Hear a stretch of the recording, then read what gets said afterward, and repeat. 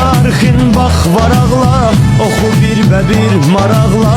Günəş sönə dünya dağla, qəlbim yenə Qarabağla. Bu millətlə, bu torpaqla, enməd üç rəngli bayraqla.